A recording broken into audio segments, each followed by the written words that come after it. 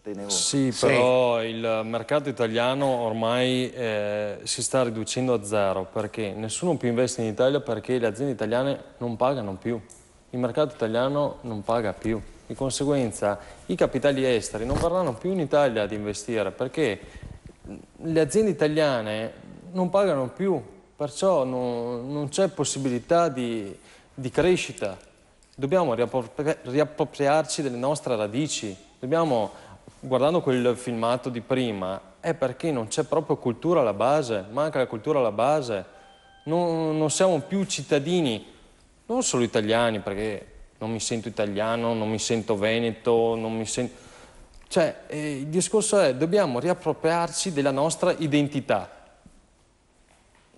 Il 6 e il 7 e l'8 a Cittadella ci sarà la festa dei Veneti. Vi invito tutti a venire. Quella pagata dalla Regione Veneto.